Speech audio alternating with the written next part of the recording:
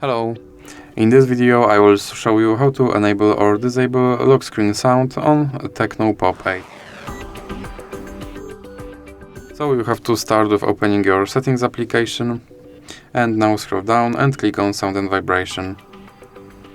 Now you have to scroll down again and here click on advanced options, and here you have screen locking sound and you can tap on that to enable or disable this feature.